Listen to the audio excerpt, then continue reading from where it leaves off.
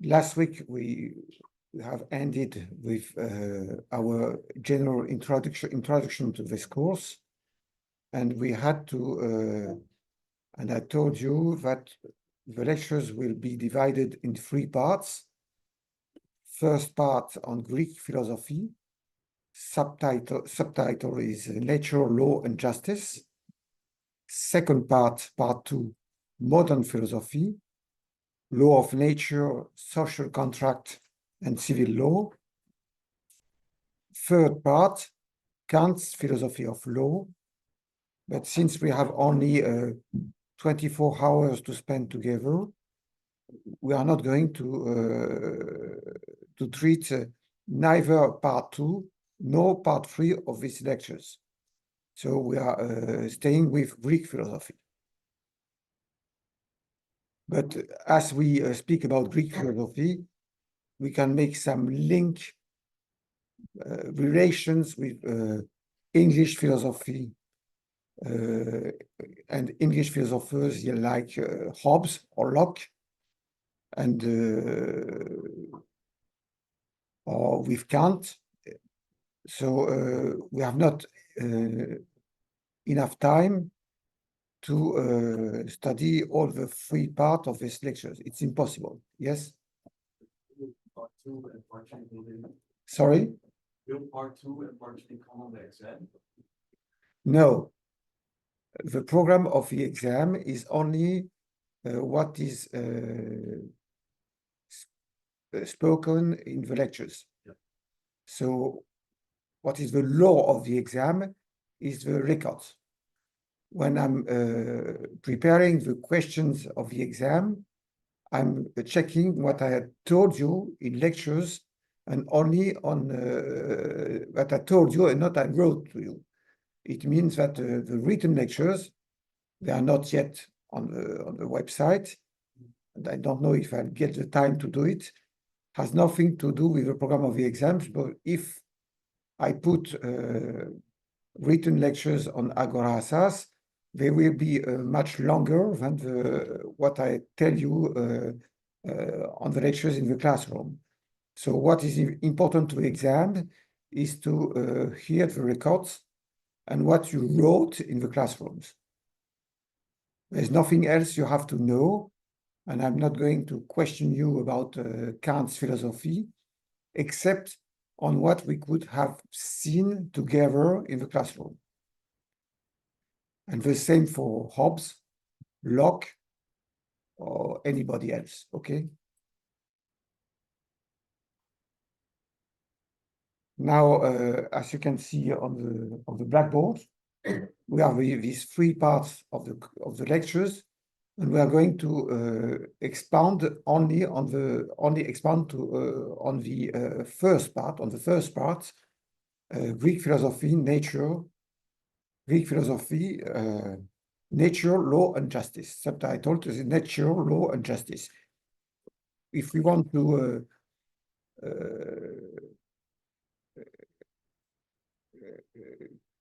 resume is not the word. If we want to give an idea, a global idea of Greek philosophy of law, it is the relation between nature, law, and justice. And that's what we are going to explain. Now, I start with the first part last week, but I gave only a very short introduction. And I told you that philosophy of law was not only the task of the philosophers in Athens, since every citizen was interested in law and politics, because Athens was a direct democracy. But it doesn't mean, of course, that any citizen of Athens was only dealing with philosophy and law and politics all the time. Citizens, they were busy in earning their life, trading, or cultivating, things like this, and they hadn't any time for philosophy of law philosophy or law or politics. The one who were dealing with these matters were mainly people who didn't have to work to earn their life, say wealthy people. These wealthy people gathered around Pericles. They were welcomed in the lounge of Aspasie lounge. Aspasie was the girlfriend of Pericles' girlfriend, and she welcomed all the thinkers in her lounge. And they were discussing, and that this is in this lounge that people were discussing about God, about the causes of the world, or the reason of the world, and something like this. And so who were following the speeches of the friends of Pericles, like Protagoras, which is a famous philosophist. These were people who were, let's say, aristocrats, who didn't need to earn their life and could have some leisure, which allowed them to follow these lectures, to hear about God, about philosophy, and things like that. Now, it means that what we call in Greece paideia. I wrote the word before last week, paideia. No, I didn't wrote, so I read it, but I write it in French. Okay. What the hell with this? What is this?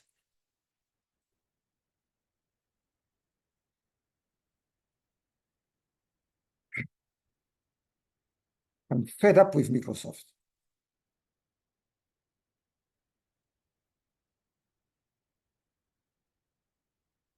How can I escape? Doesn't work.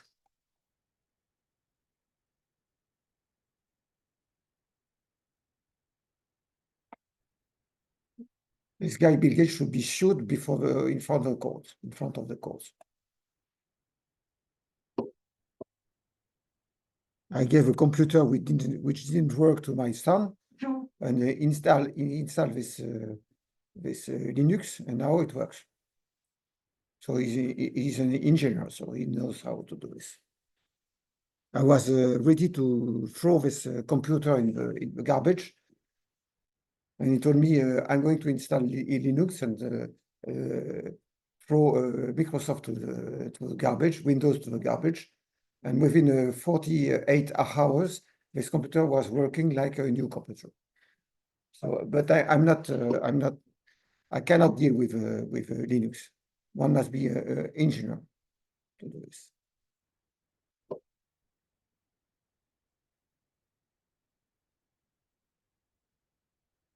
So you didn't hear about this word, paideia?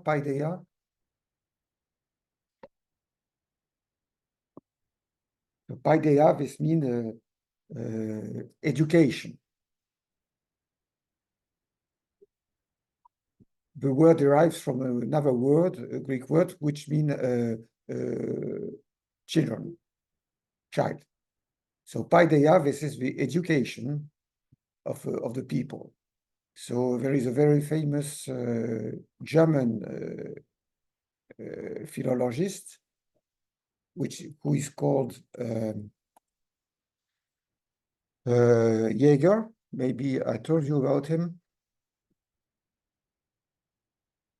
Werner Jaeger.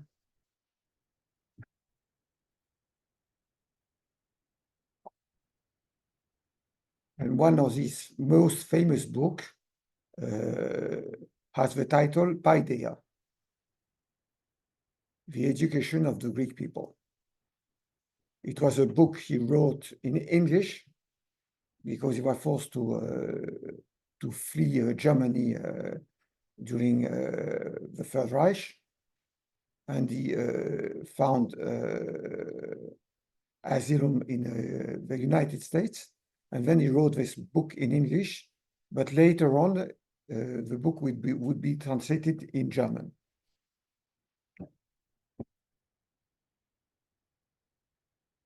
He was not Jew, but he chose to flee his country because he felt he wouldn't be free to express his thought under Hitler's regime. So Paideia is a very famous book. Once you can read for free because it's available on the net, on the internet. For instance, in one, I guess, famous database, maybe you know it.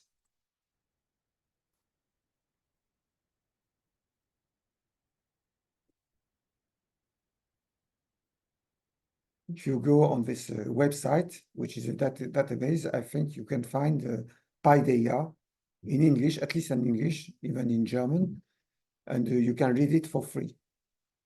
Or sometimes you must borrow on this website, but the borrowing is free. So it's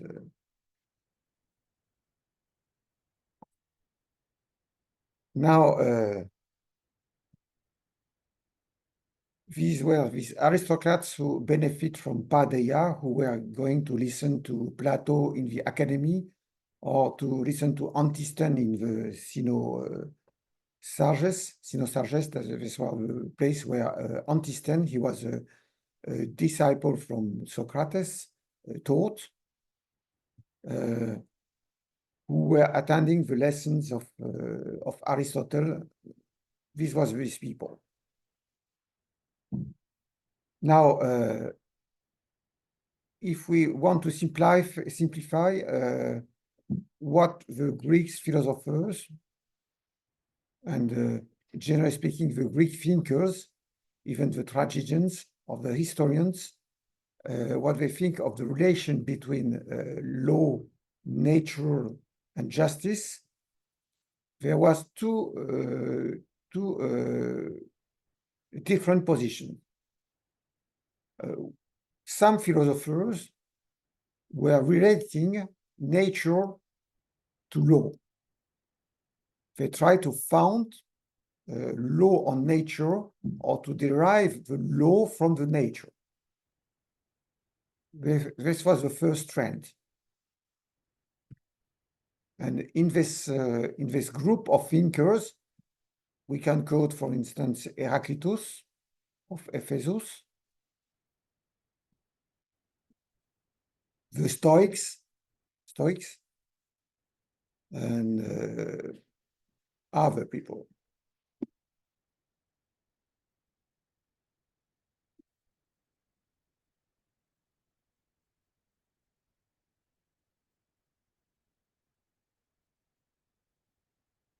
There is a second group of people who are, on the contrary, opposing law, human law, and nature. And these are mainly the sophists.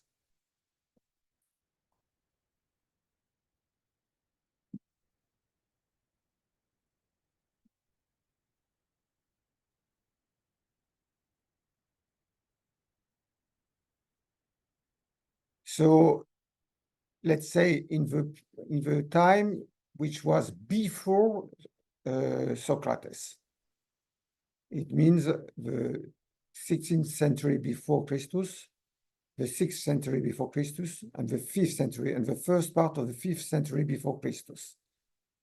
There was a different point of view between Heraclitus, who supported a law of nature from which the human law would derive, on the one hand, and the sophists who were opposing human law and nature, on the other hand. Then later came Socrates. Socrates was born in 369 before Christus, and he died in 469 before Christus, and he died in 399. So he was 70 years old. And he came a little later than the Sophists. And with Socrates, and then with his disciple Plato, and with Aristotle, with these thinkers, the law started to be related to justice. There is a turning point with Socrates and more with Plato, but now the problem of law is going to be linked, related to justice. So this part one will be divided in two chapters. First chapter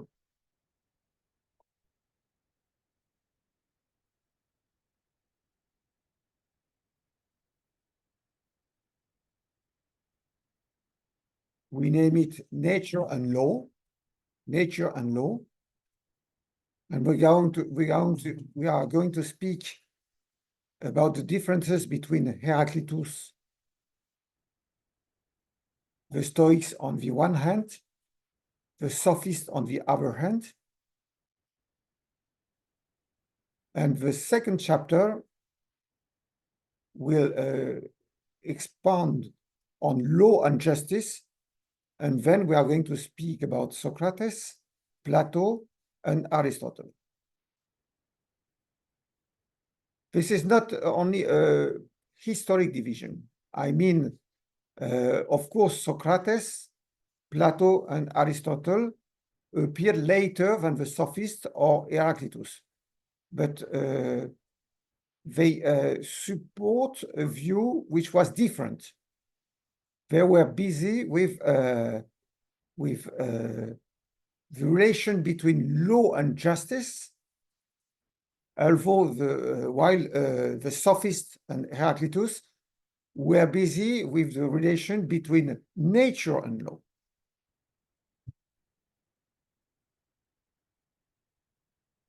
So let's start the first chapter, Nature and Law.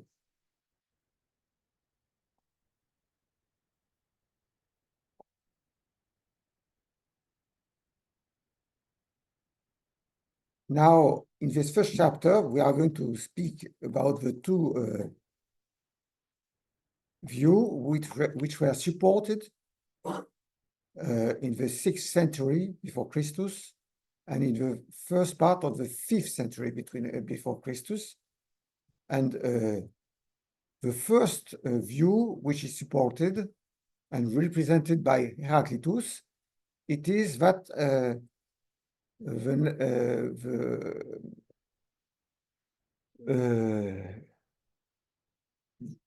the human law is derives from the natural law. So don't pay attention to the title here. This is not because this title is a little complicated. So you must understand that the first section is going to deal on the following point.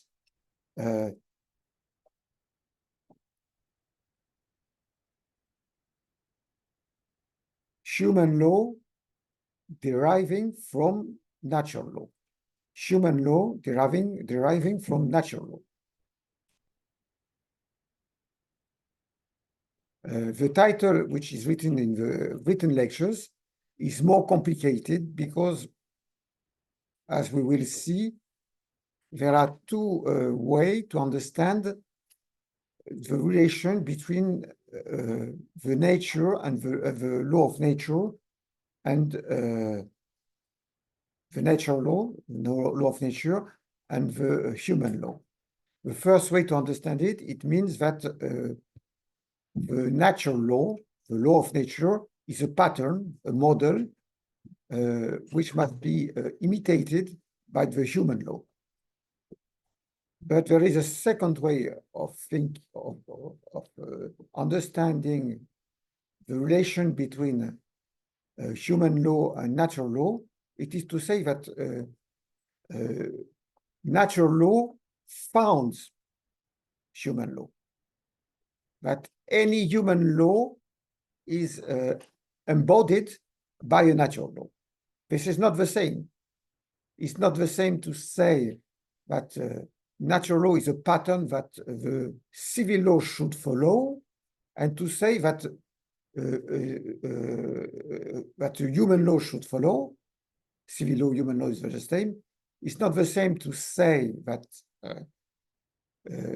natural law is a pattern, a model that human law should imitate, follow, and to say that any human law, civil law, is embodied by a natural law. It's not the same. That I will explain with Heraclitus. Now, that's why the title of the first section in the written lectures seems a little complicated, because I wanted to express these two ways of thinking the relation between natural law and human law. Natural law either founding human laws, this is Heraclitus, or inspiring them as a model. This would be, for instance, Aristotle in Rhetorics, or to some extent point of view, Plato in the Laws, or Sophocle in the Antigone. So there are two ways of dealing the relation between natural law and human law. Now, the second section of this first chapter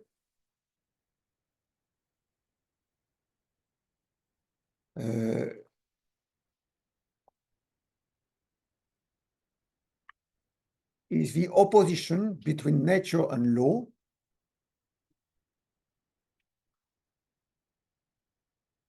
And the title will be, section 2, Law Opposed to Nature.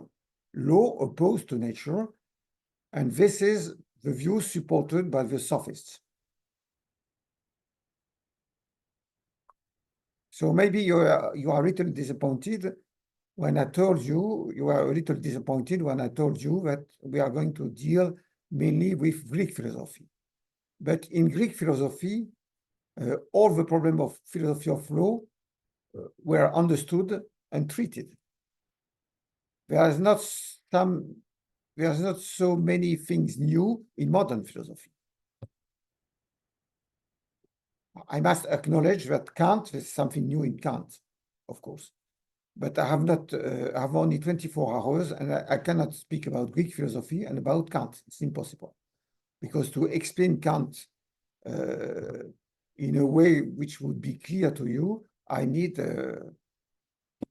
20 hours more. So I'm aiming to, in these lectures, to make you understand that all the problems, fundamental problems of philosophy of law were understood and developed in Greek thought. And through the studying of Greek thought, we can treat the philosophical problem of philosophy of law, the problems of philosophy of law. Everything was already in Greek philosophy. Now, let's start with the first section, human law deriving from the natural law. Now, the first supporter of the law of nature, of natural law, was not Grotius in the 16th century, or Locke in the 17th century, or anybody else. It was Heraclitus of Ephesus. He was a Greek thinker of the 6th century before Christus. And as his name make us understand, he didn't live in Athens, but in another Greek city, which name was Ephesus. Ephesus was a city which was not in the Greece, it was a Greek colony. And it was in what is presently Turkey. It was a port, it was on the coast, but in the Turkey now. Because you must understand that the Greeks, they founded colonies in south of Italy and Sicily, on the one hand, and in Minor Asia on the other hand. And Ephesus, that was a Greek colony in Minor Asia. And then this Heraclitus, he lived and died there.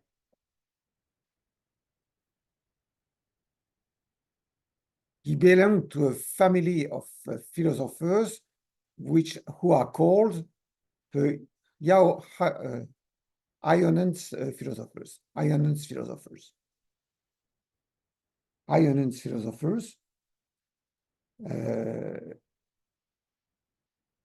Which lived in Asian Minor,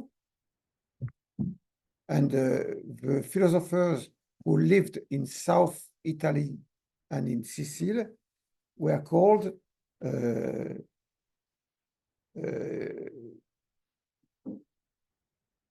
we call them in French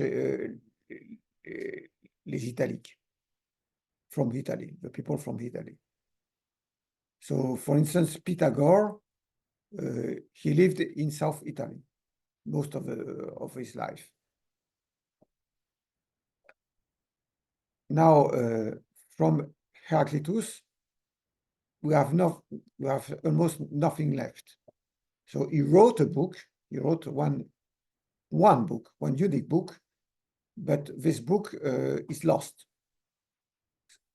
Even the title of the book is discussed.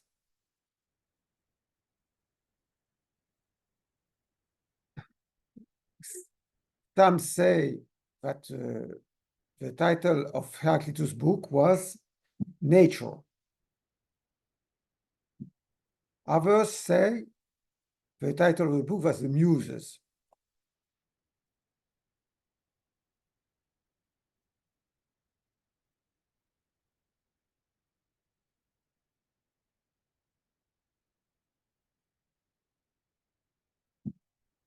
Others pretend the title was another title. So nobody agrees about the title, and there is, which is much more important, there is a discussion about the content of the book. Because some say, okay, this book was on nature, and without regarding even its title, Heraclitus was speaking about the nature from the beginning to the end of the book. So it was a book on nature. But others support the view that this book was not only on nature, but it was also on politics and theology. And there was even a grammarian who support the view in Greece, that the Heraclitus book dealt only with political constitution. It dealt only with political constitution, and nature was only in this book presented as a pattern, as a model. So all these discussions, we cannot say who was right or who is right, but all these discussions reveal that there was a link in Heraclitus' thought between politics and law and nature. Because even he was speaking about nature from the beginning to the end of the book, he related nature to politics and to law.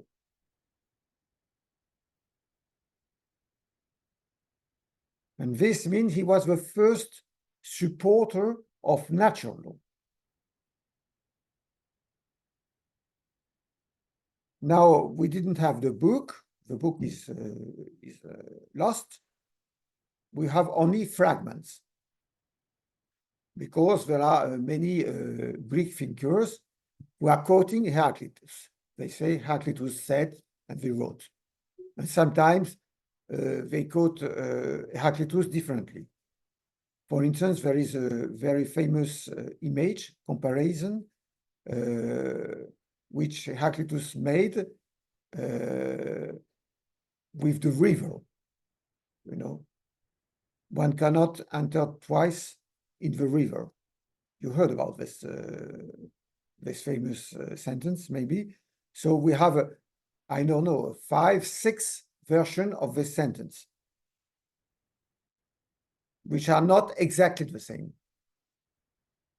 even as the meaning is rather clear. So there are people who wrote in the antique Greece, and they said Heraclitus said this, Heraclitus said that, and that's the way we know Heraclitus. But we know only fragments. And the problem of the fragments, it's very difficult to know when we have only fragments. It is as if Heraclitus' thought was a whole or not. But most of the lecturers, they think Heraclitus had a system.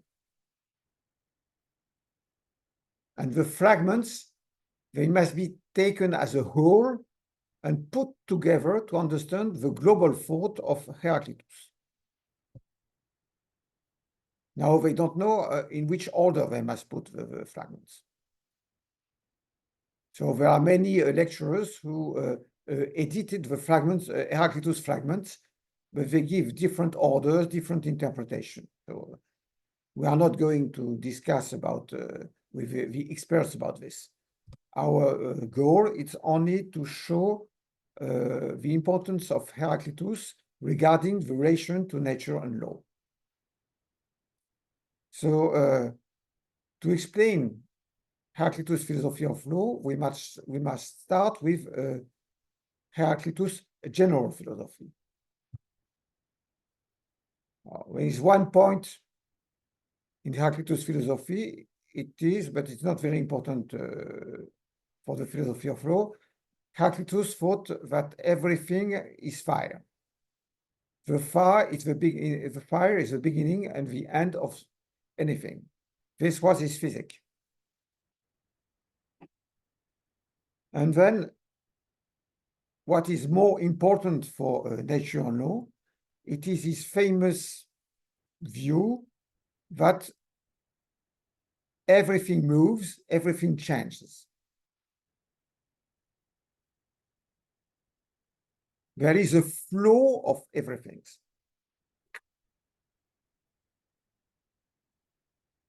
So there are very famous quotations which are attributed to Heraclitus. For instance, everything moves. This is Plato who is quoting Heraclitus. Or everything flows, like the flow of a river. And everything passes and nothing remains. And we have also this very famous quotation of Heraclitus, we find several times in different works. It is the metaphor, the image of the river, the comparison of the river. But one cannot enter twice in the same river. One cannot enter twice in the same river. What does it mean? It means that since the water flows, since we are changing also, we are not the same, and the river is not the same. So you enter once in the river, but you cannot enter twice in the same river, because the water is not longer the same, and you are no longer the same.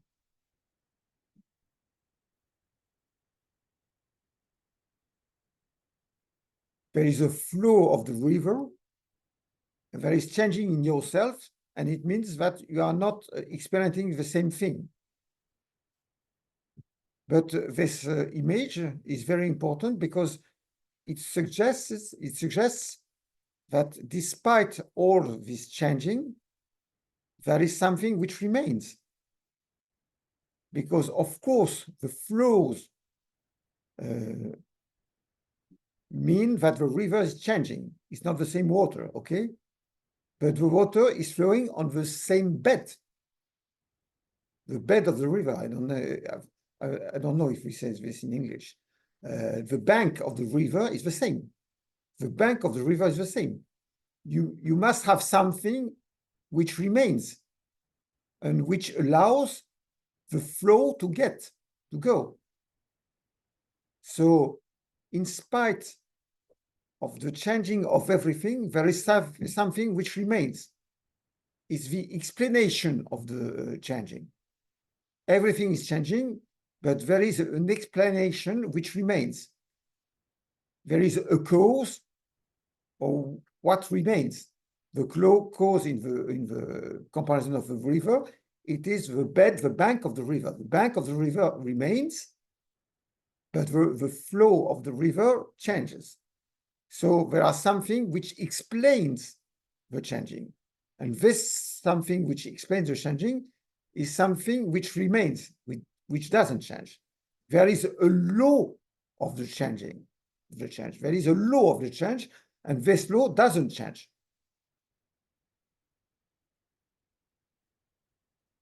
If you like better, there is a universal principle of the change.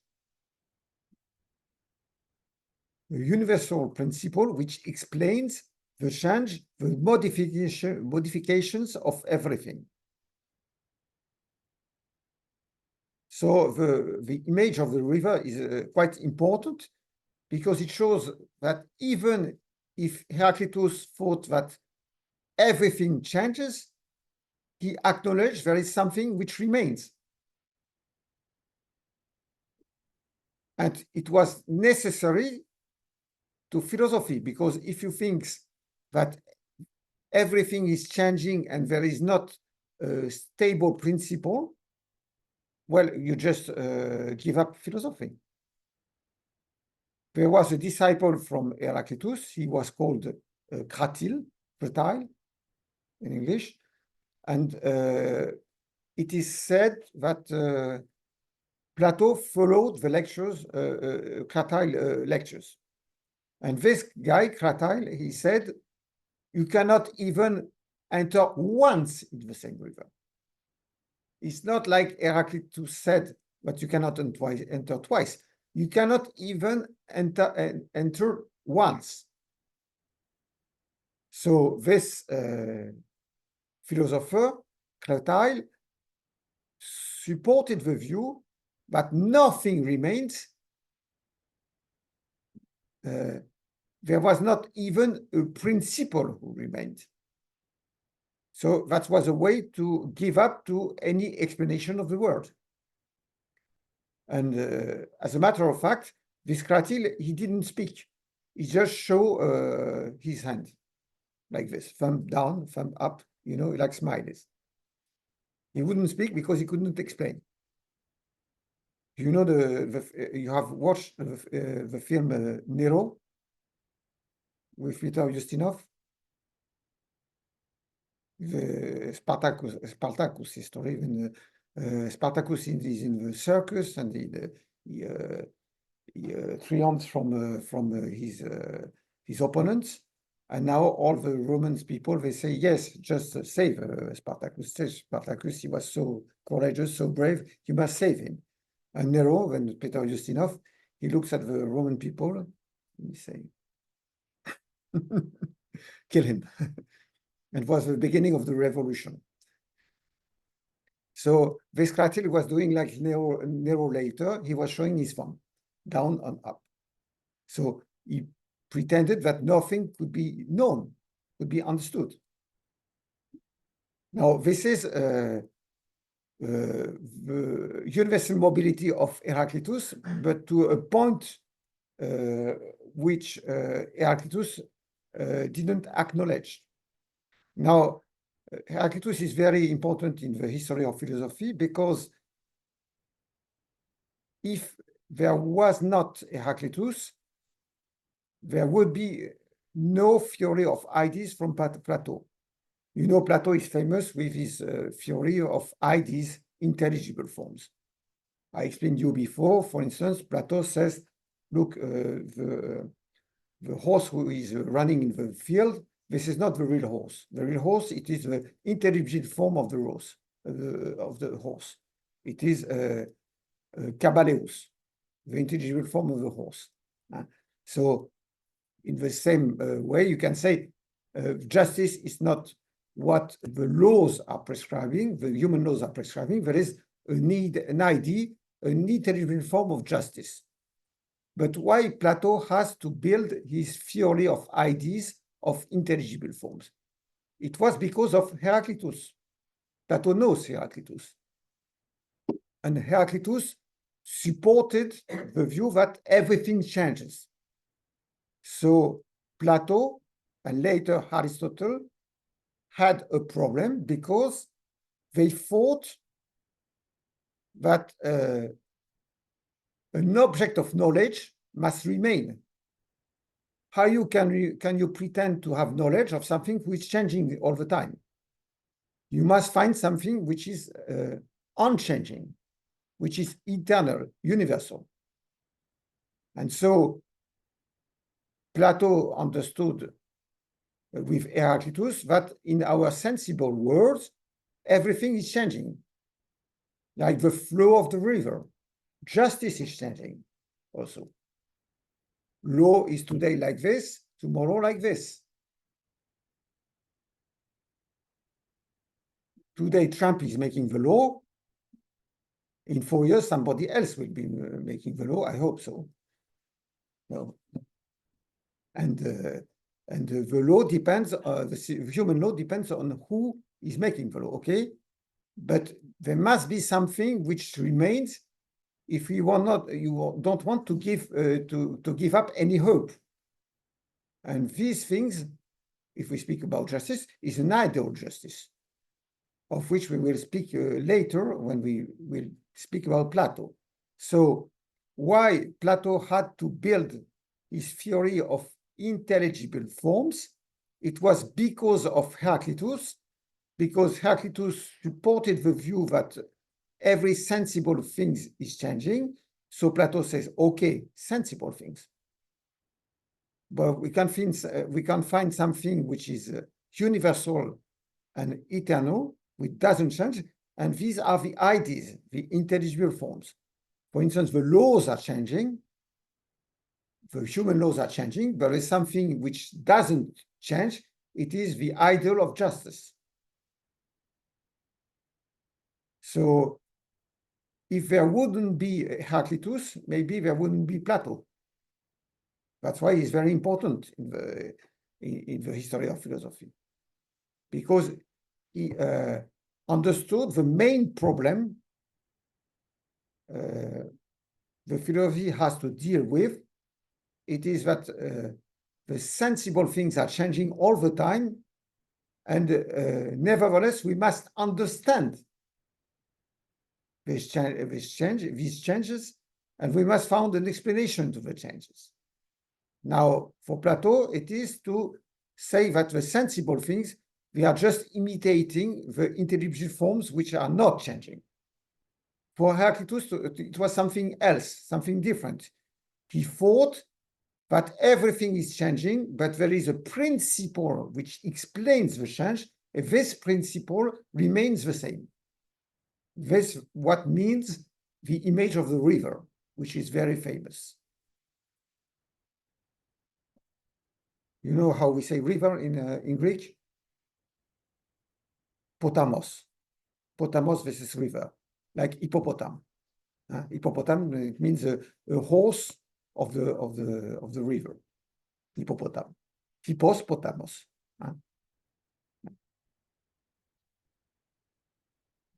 Now, since we have only fragments of Heraclitus, there is here a discussion between the scholars about the signification of another word which Heraclitus uses very often. It is logos. Logos in Greek has several meanings.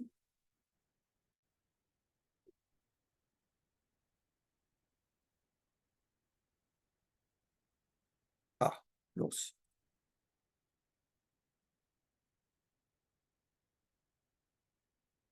Logos has several meanings in Greek language. It can mean speech.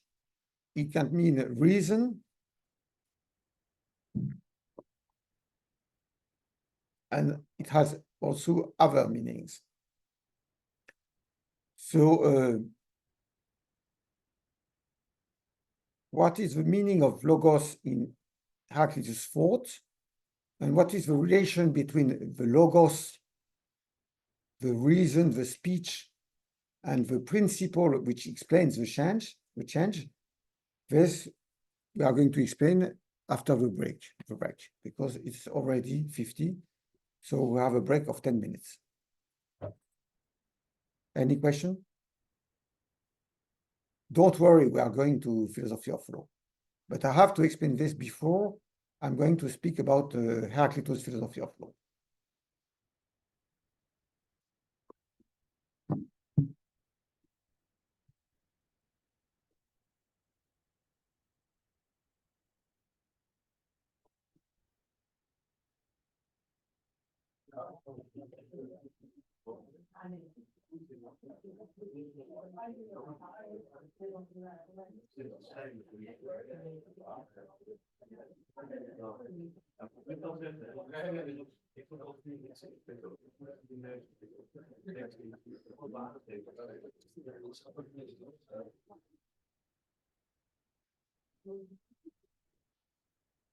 No. I'm good. And you?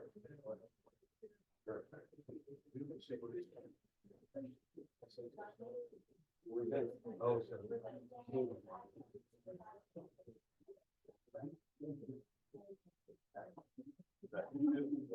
very bad.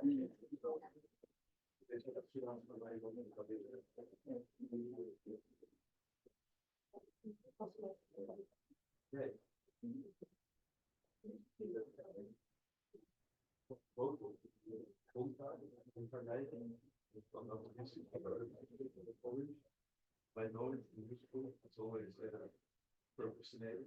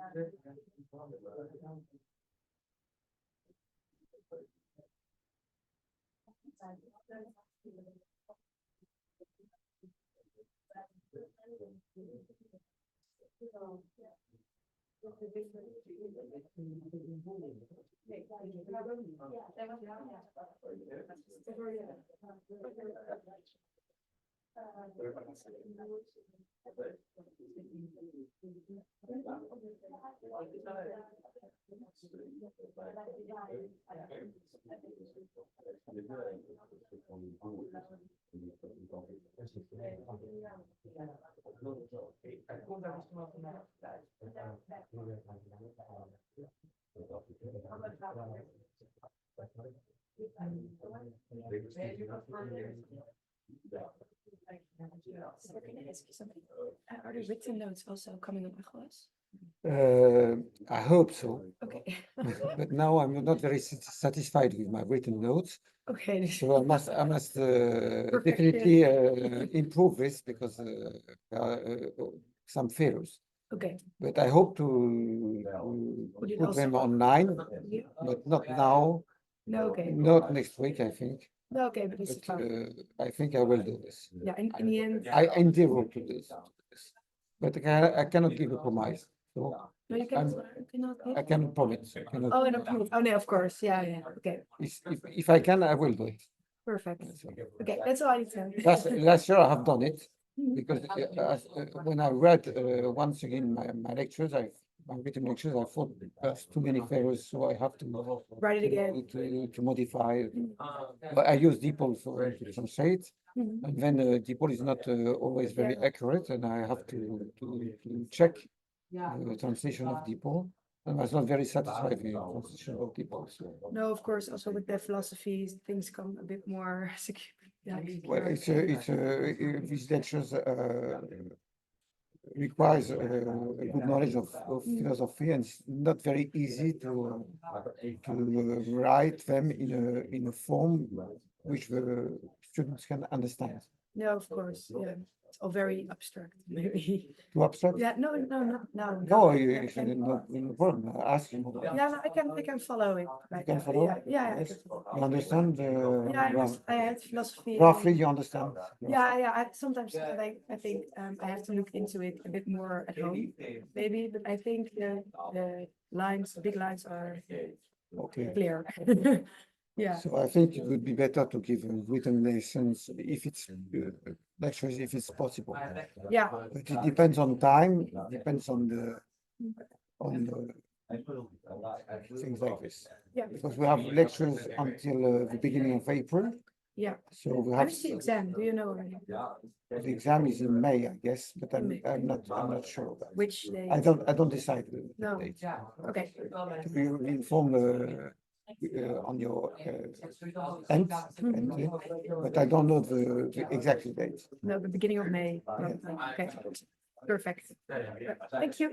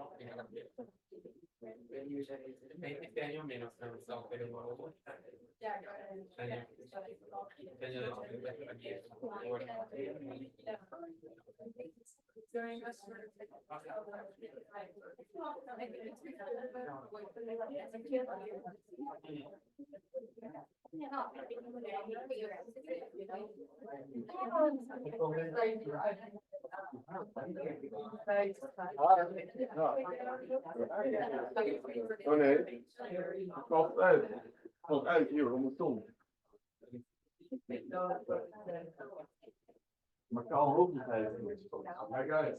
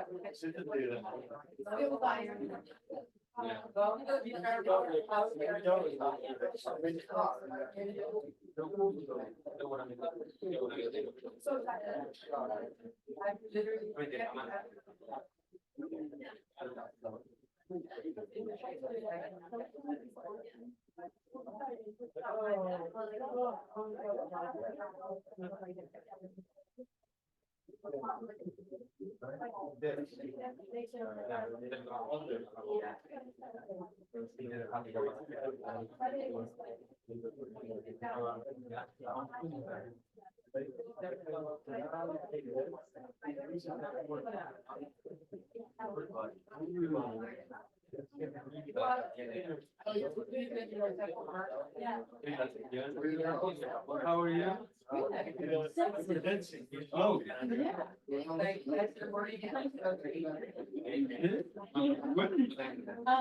Yesterday, yesterday I was at Rome. Oh, you know, me and group. Well, yeah.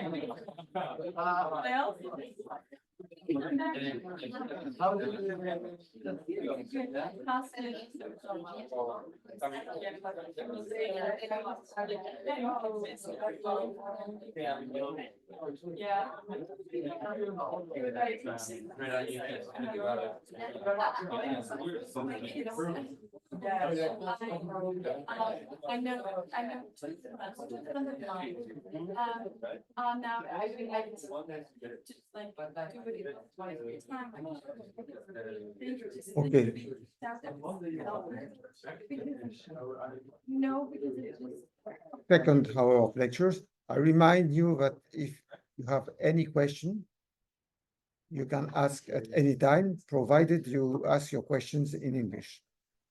And so I can answer, or some of your friends can, colleagues can answer.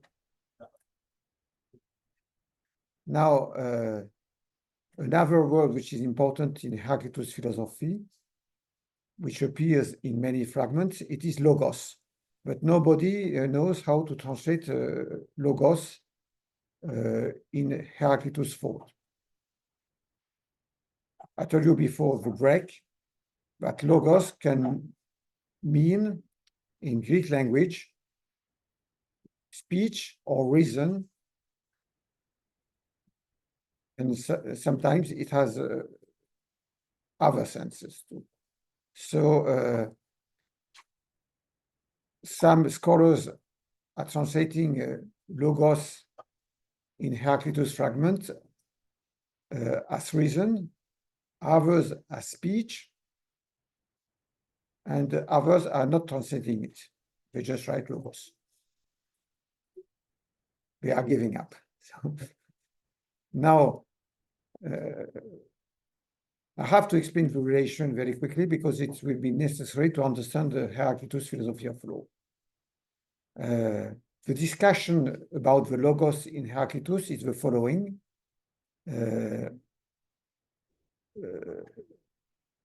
There are two possible meanings, and probably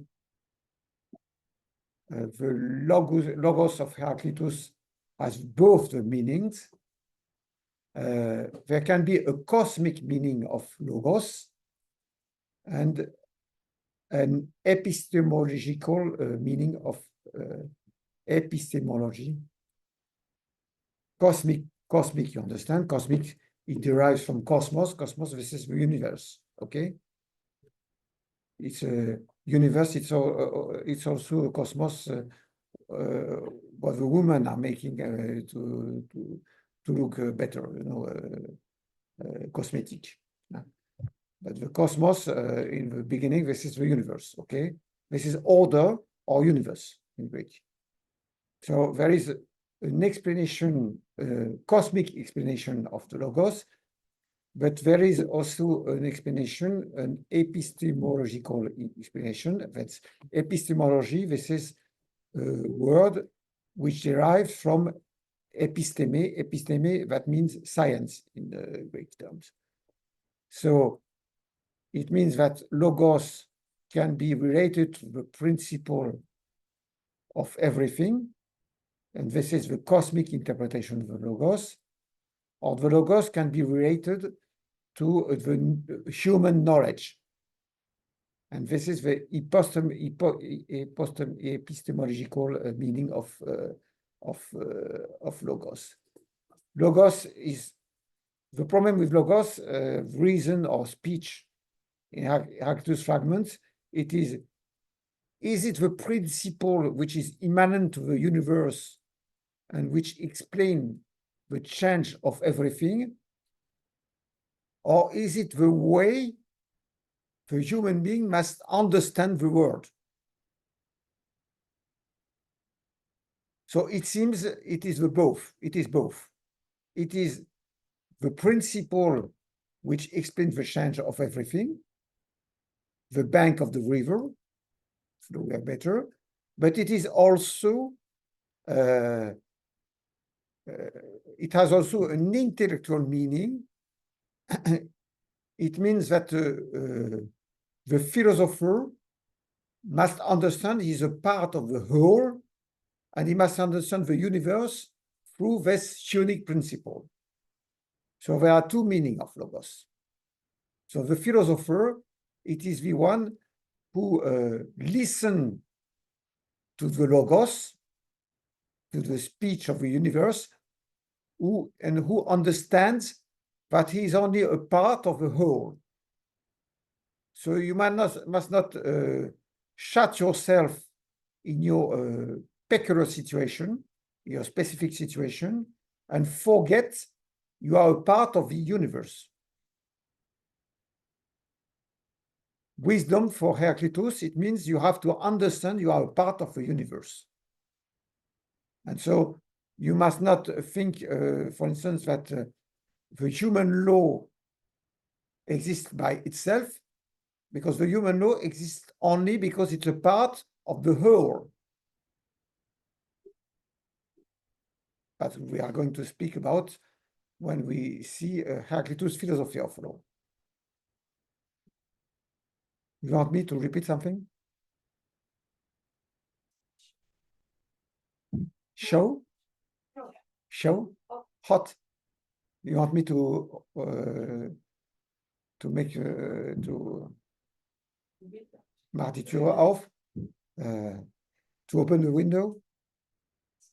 I can open the window, but it depends on the other students.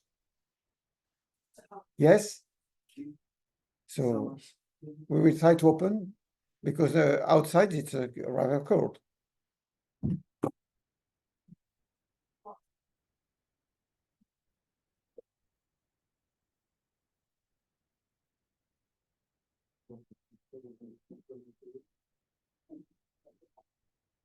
No.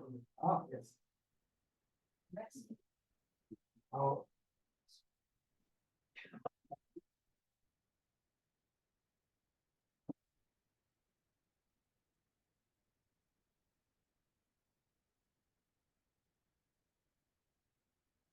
I'm not sure there will be any results.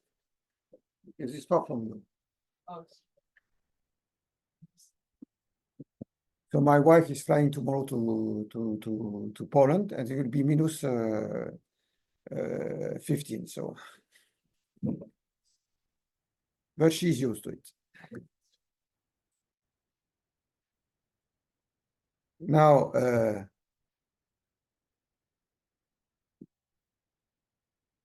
I forgot what I was speaking about. Part of the whole, yes. Yes, part of the whole.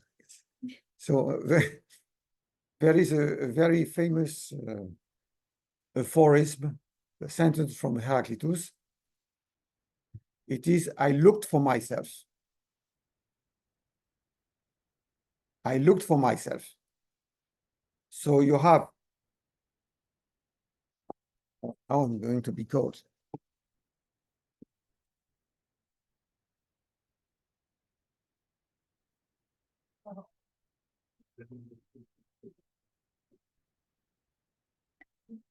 I looked for myself. So it means if you are a philosopher, you must understand who you are and who you are. You are a part of the universe. There is a work you must make on yourself to understand that it's not your specific situation which is important. It is the fact that you are a part of the universe. You must understand the reason of everything, the principle of everything. That's why we can say Heraclitus was one of the first philosophers, maybe the first philosopher, because he's the first to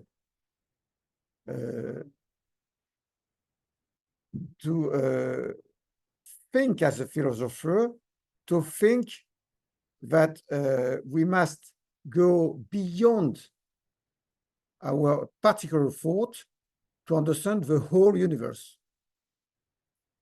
This is a philosophical way of thinking, and the first to do so, it was Heraclitus.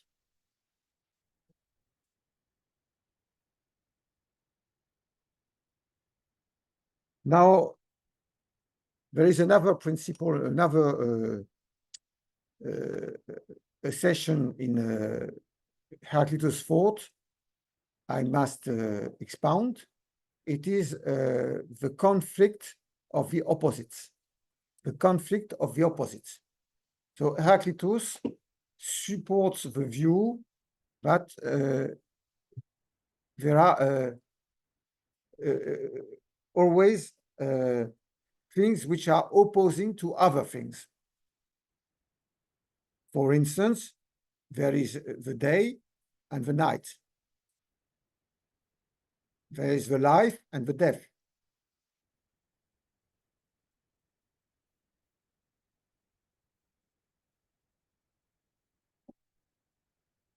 And the opposite, it's not only the things which are following the others. For instance, the day is following the night, or the death is following the life. But it's there are opposite also in the way we appreciate things. For instance, he writes somewhere that the donkeys are interested only in how we say foin in English, something they eat, the donkeys. Just a minute.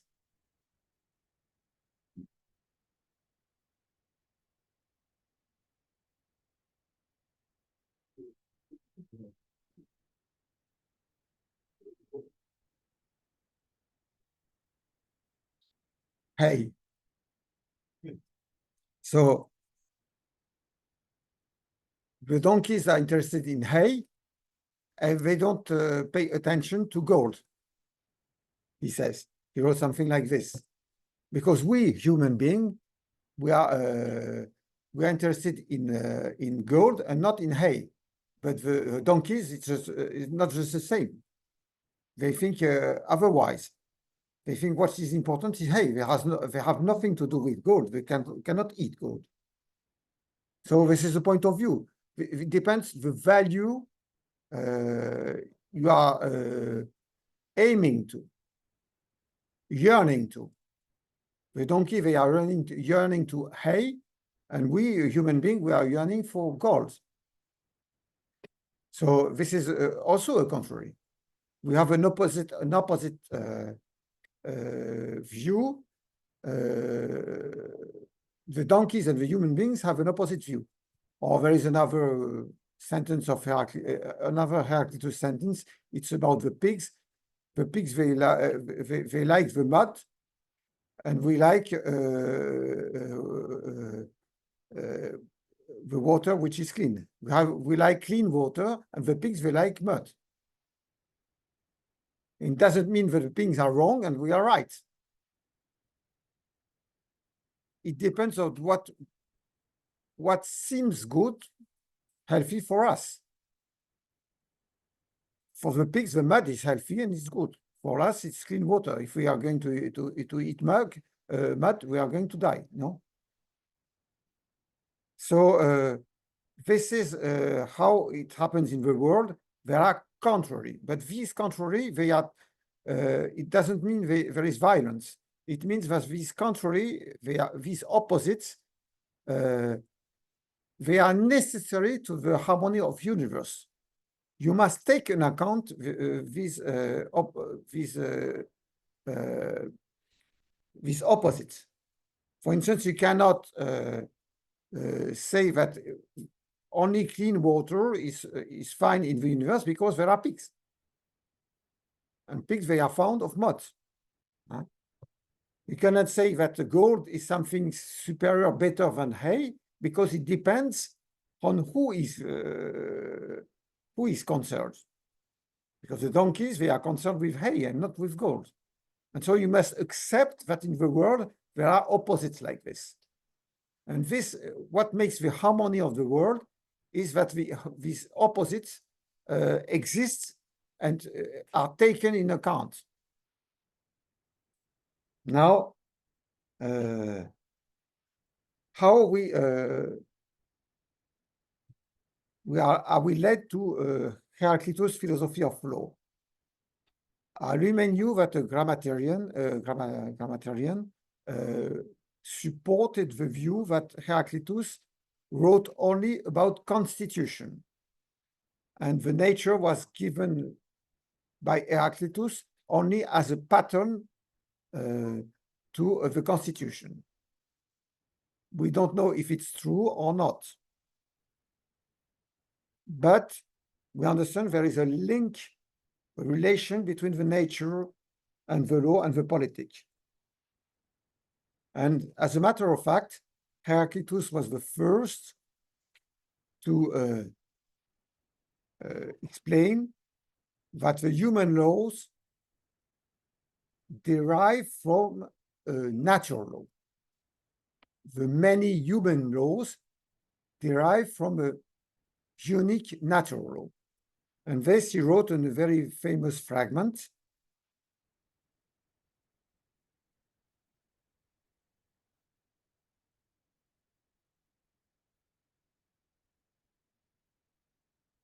Let's go to this fragment.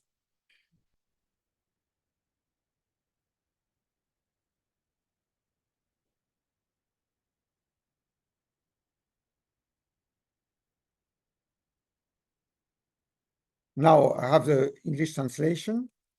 You can see it on the blackboard. So this is what he wrote. Those who speak with intelligence, with the logos, intelligence, it is logos. No, sorry, it's nous. Intelligence is nous. Those who speak, this is the word, nous. Nous, it means spirit, intelligence in Greek, nous. Those who speak with intelligence must rely on what is common to all, as a city must rely on its law, and much more firmly.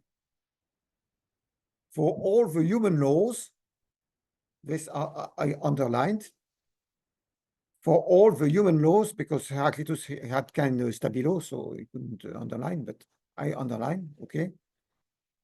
For all the human laws are nourished by one law, the divine law. For it has as much power as it wishes and is sufficient for all and is still left over. So don't be afraid because it's not clear, because it's normal, because Heraclitus was nicknamed the obscure, Skoteinos in Greek. So in Greece, the people and even the philosophers says Heraclitus was not clear. Yes? You can bigger letters?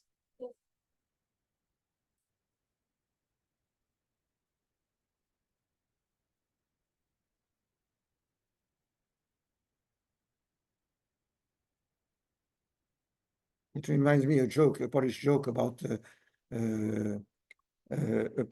Pole. He is coming to his doctor to check his view, And the doctor put the blackboard and he said, can you read the letters here? You know how it is. And it was written, and the Paul says, well, I can read and I know even the guy.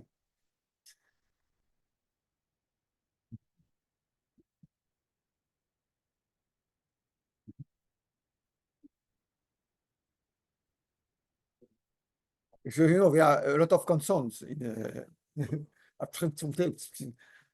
I know the guy. Because, you know, the Polish language is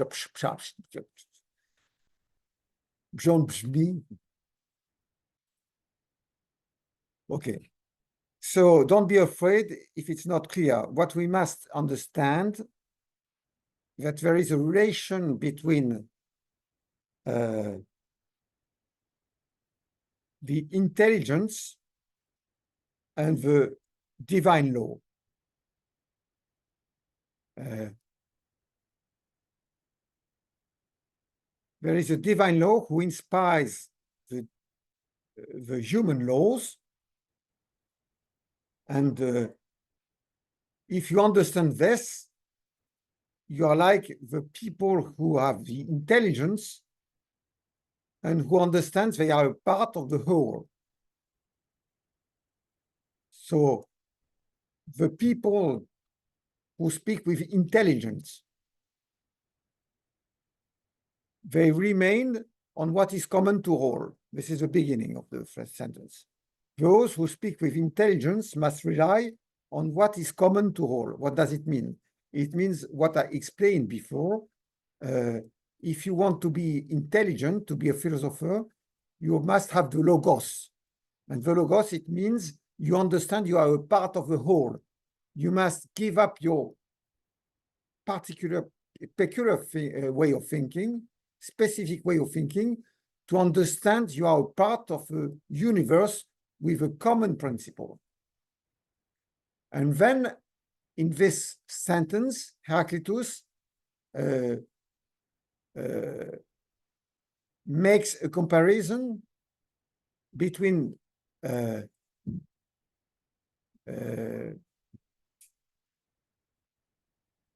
intelligence of those who have understood they are part of the whole and the divine law which inspires all the human laws. Just like the philosopher, the one who speaks with intelligence, this is a philosopher, understands he is a part of the whole and doesn't take in account the specific point of view of the individuals. Just the same, the divine law is something which is stronger than the human laws and from which the human laws are deriving. So if you want to understand the human law, you must understand it is deriving from a divine law. As well, if you want to be somebody who speaks with intelligence, you must understand that you are part of the whole and you have to understand to see the principles of everything and not to be locked in your specific way of thinking. Now, Heraclitus is using a word which is stronger than inspiring. He's saying, so where is my mouse? Now, yours. He says, this is the word, the verb in Greek, krephontai. Krephontai, it means are nourished. So he's not presenting the divine law as a law which the human law must imitate, but the human law must take as a model, but the lawgiver must take as a model, as a pattern. He says that the human law is embodied with the divine law. the divine law is nourishing the human laws. It's the human laws are the divine law is incorporated in the human laws.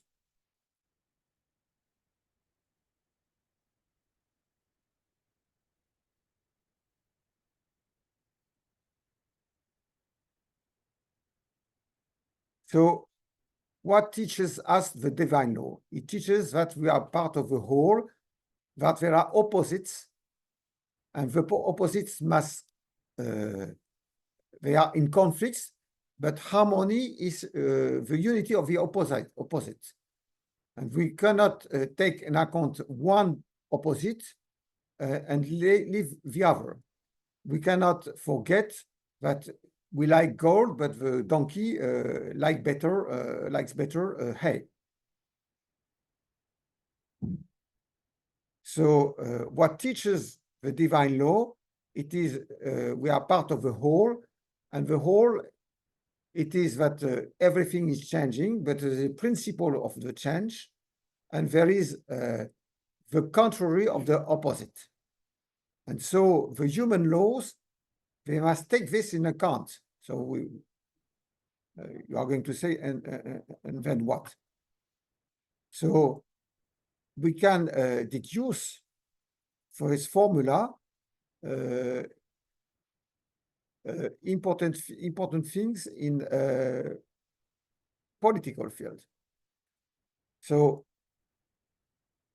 if a human law deserves the name of law, if a human law deserves the name of law, he must respect the existence of contraries.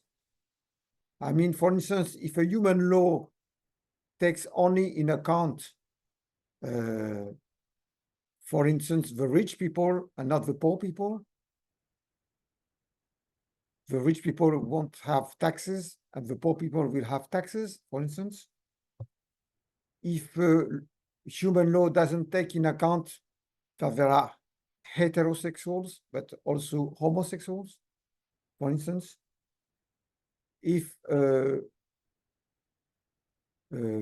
human law or human treaties takes on account only the Palestinians and not Israel, if international treaties takes on account only the will of the Russians and not the will of the Ukrainians, this is not a law or treaties which deserve the appellation of law or treaties.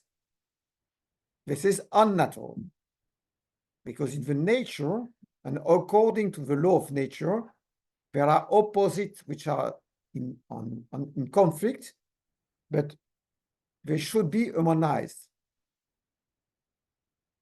You cannot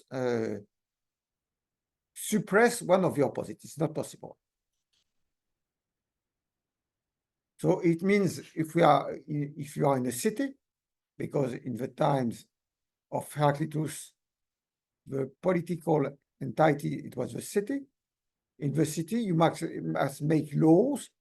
The lawgiver must make laws for everybody, all the citizens, not the slaves, of course, all the citizens, and not for some part of the citizens and not for the others. If a law is partial, forgets that the city is a whole where all the citizens must be respected, it doesn't deserve the word of law, and it's unnatural, it's not embodied by the natural law, the divine law, and so it's not really a law. This is what it means. So now Heraclitus doesn't use the word natural law. He used the word divine law. But the divine law for Heraclitus, it is a natural law. Because Heraclitus supports a pantheism. There is pantheism in Heraclitus. God is everywhere. Because the principle which explains that everything is changing, the bank of the river, it's also God. So Heraclitus has a view of God, not a God of who is separated from the world, but a God who is in the world, everywhere, pantheism. It means God everywhere. Now, that's why we can say, even if Heraclitus used the word divine law, he meant natural law, because natural law and divine law is just the same for him. There is another thing which is important in this fragment. You see here, maybe you can read in Greek, I don't know, no more. It means nomos. This is nomos, but in dative. Nomos, that means law in Greek. Maybe you know this. I told you before. Where is my mouse?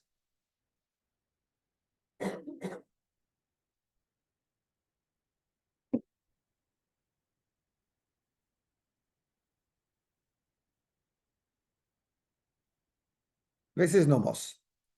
So why is it remarkable? It is because before Heraclitus, the Greek, they didn't use the word nomos to express the law. They use another word. I'm not going to explain you this word, but they used another word.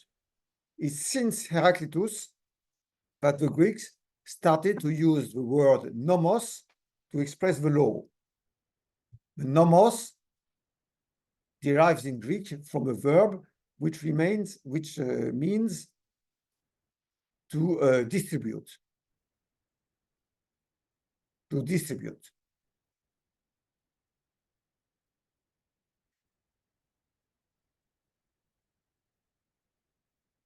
To share, to distribute. Now, if you let me, I'm going to shut this door because I'm starting to be cold. Maybe I may.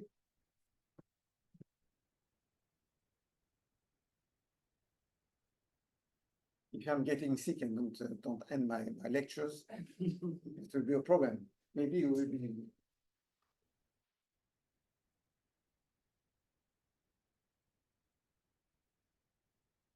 Maybe you will be happy because but I have still 2 months as a teacher to have, so I have to spend that. Okay. Now,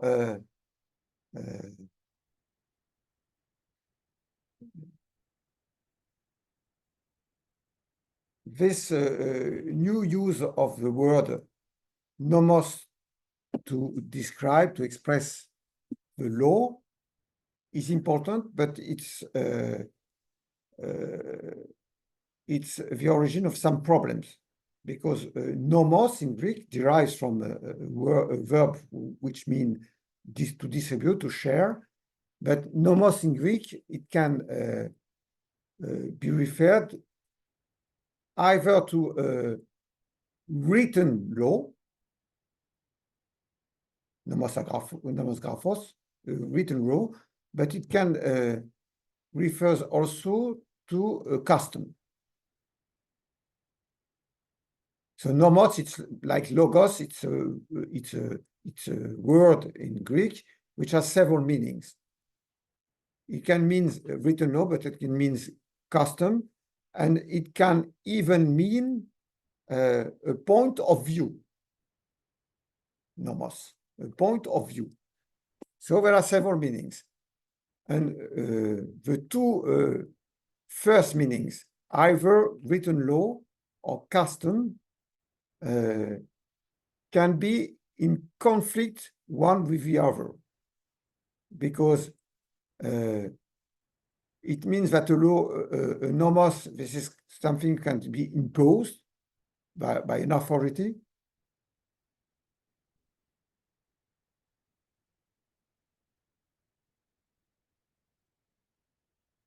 A rule which takes its legitimacy from its religious or moral character, which is imposed,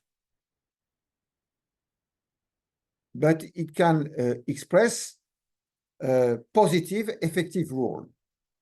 When we speak, we think about nomos as a custom, it is an effective rule. So, but nomos can be a rule which is imposed by an authority which has some legitimacy, either moral or religious. And now there can be a conflict between these two meanings of nomos, and this is the conflict we find in the Antigone from Sophocle. In Sophocle's Antigone, you remember Antigone wants to bury her brother, and the chief of the city, whose name is Créon, doesn't allow her to do so. And he takes a decree, he takes an edict, a decree forbidding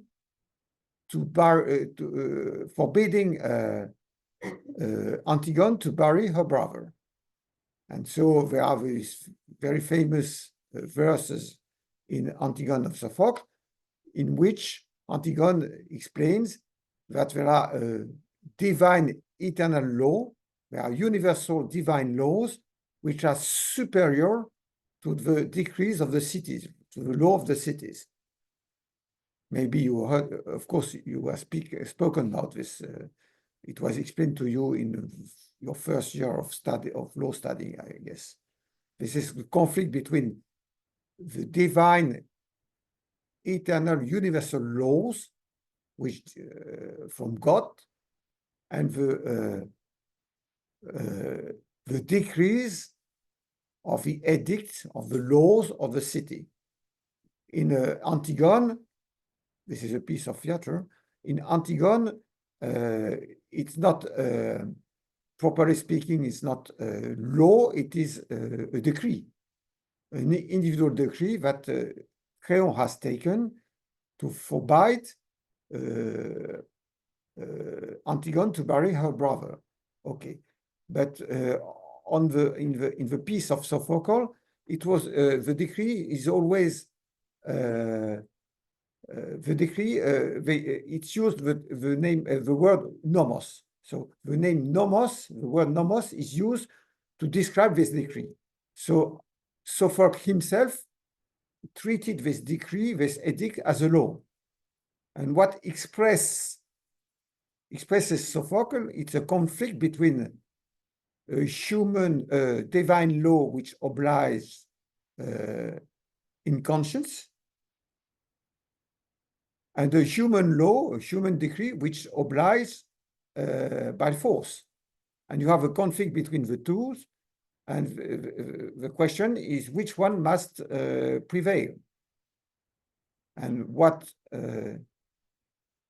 Antigone supports, it is that the divine laws are superior to the decrees of the cities.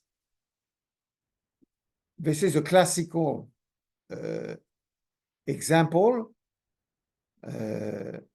of how the distinction between the natural law and the human laws are made in Western thought.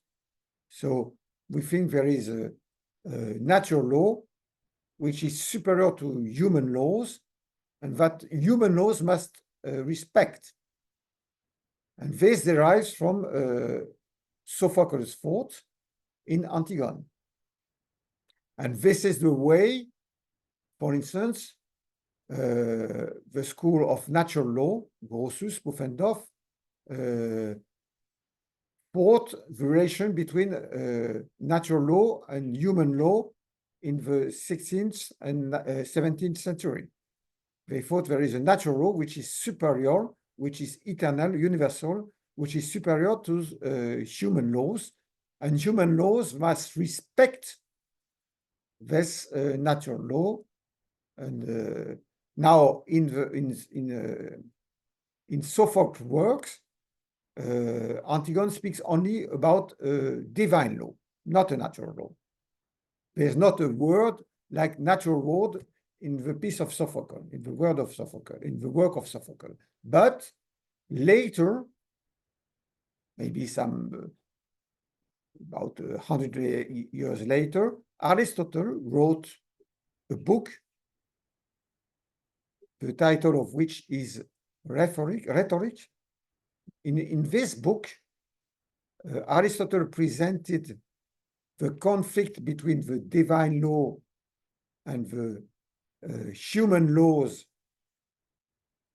which appears in Sophocles' work as an opposition between natural law and human law.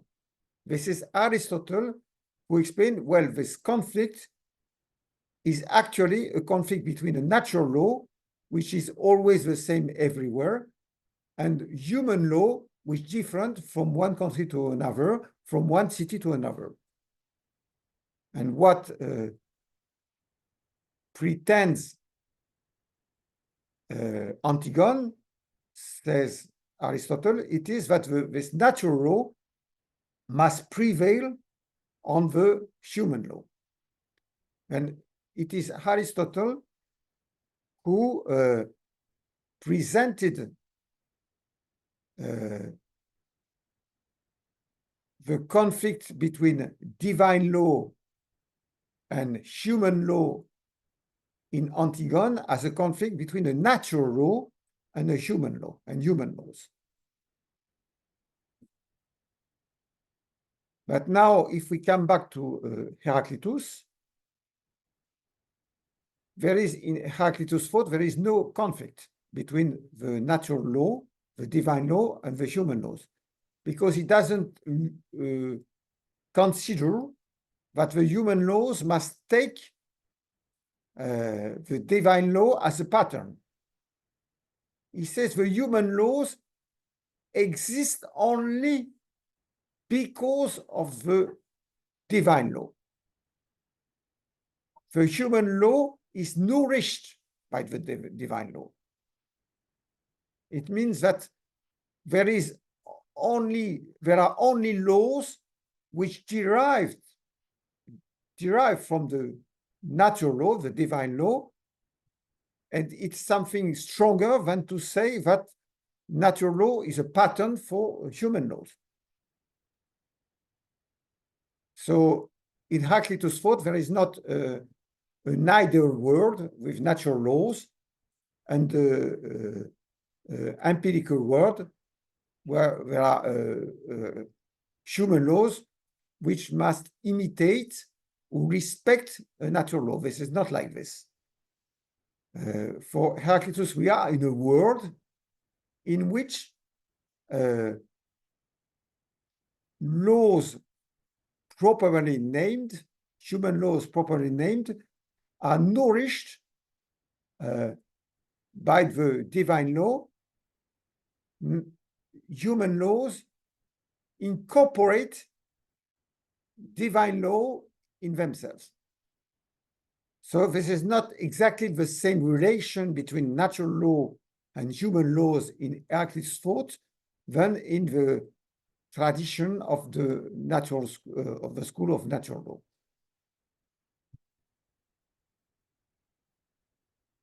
It's something stronger. It's not a conflict between moral conscience and the decrees of the city, of the laws of the city in Heraclitus' thought. What he means, what is interesting in Heraclitus' thought, it is that he explains, he doesn't explain, but he means that human law, if it deserves the name of a law, must be nourished by a divine law. Otherwise, it is not a human law. It doesn't deserve the word of law. There are no opposition between conscience and civil power. This is not the way Heraclitus is thinking. because Heraclitus is a supporter of pantheism. God is everywhere. Nature is everywhere, and a law cannot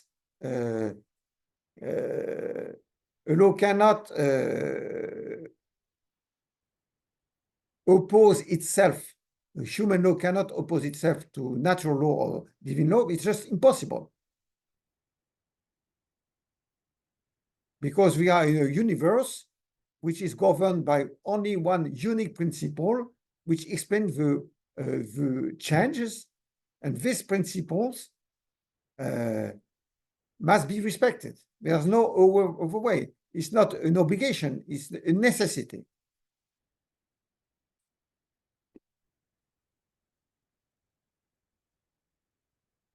Now, Heraclitus had an influence on other thinkers,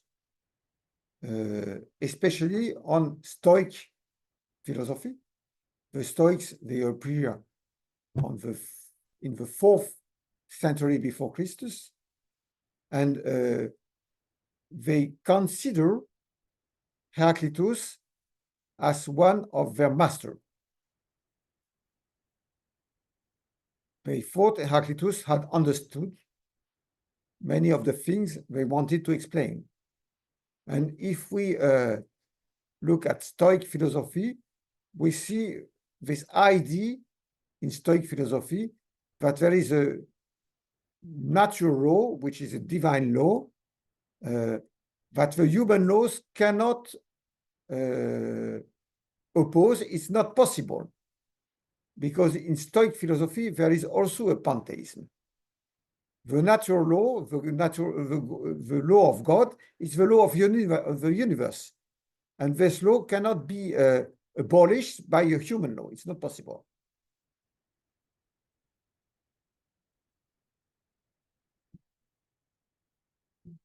Now, after the Stoic, okay, this is the end of the Greek philosophy, and then this is modern philosophy. And in modern philosophy, the natural law appears in thinkers like the school of the right of nature.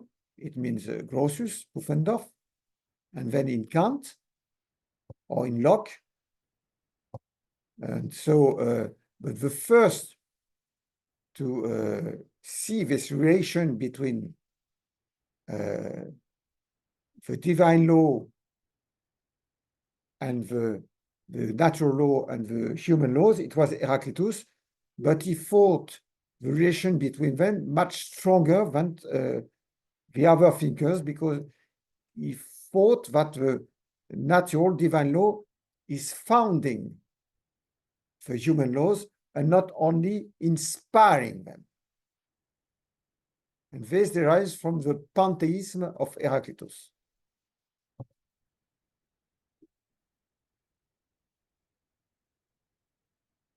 Now,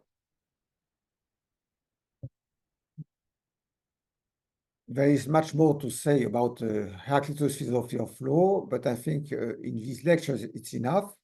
And so we are going now to deal with the second section of this chapter, in which we are going to speak about thinkers who opposed law to nature.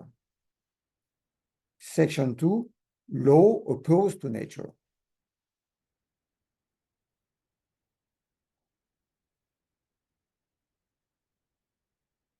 Now, as we did with Heraclitus, it's necessary to understand how this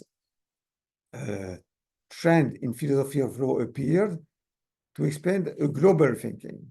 So we are going to speak about the sophists, and we are going to explain, to expound on their global way of thinking, and it's from their global way of thinking that we can understand what was their philosophy of law. So we spoke a little about the sophists in the general introduction. I remind you that they are not always considered as philosophers. They are not always regarded as philosophers. In Greek times, Plato or Aristotle or Socrates, who were enemies of the sophists, didn't regard them as philosophers, but rather as crooks. If we take, for instance, Plato's dialogue, the title of which is The Sophist, in this dialogue, Plato is dealing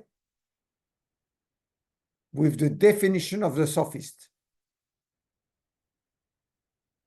And the character who is speaking in this dialogue, which is he's called the stranger from Ele. Ele, that was a city in Asian Minor, and this guy is suggesting several definitions of the sophist, but all these definitions are criticizing the sophist. So the sophist is presented as a merchant, as a dealer, as a proxenate, as every definition which can be discrediting the sophist. But not at any time we read that the sophist is a philosopher. So the problem with the sophists, as I explained to you, it is that they were regarded not as philosophers by Aristotle, Plato, and Socrates. And Plato and Aristotle criticized so much the sophists that they were left with a bad reputation. So when we speak about the sophists today, we think about people who we should not believe, we should not even encounter. People which should be avoided because they are not very clean people, not fair people. And this is because of Plato and Aristotle. Socrates, he didn't write anything. So, but Plato and Aristotle used the word sophist in a pejorative sense to criticize the sophist. But you must understand that in the 5th century in Athens, the sophists were not regarded as people who should be avoided. They benefited of a lot of consideration. Sophists like Gorgias, for instance, or Protagoras, very famous sophists, were regarded as thinkers of a very high level. Now, what is philosophy? This is another question. Whether the sophists are philosophers or not, this is another question. But they were rehabilitated as philosophers by Hegel in the 19th century. Until the 19th century, people thought that the sophists are not philosophers. But Hegel, in his lectures on history of philosophy, wrote that the sophists are very important in the development of thought, and they are real philosophers. He rehabilitated them.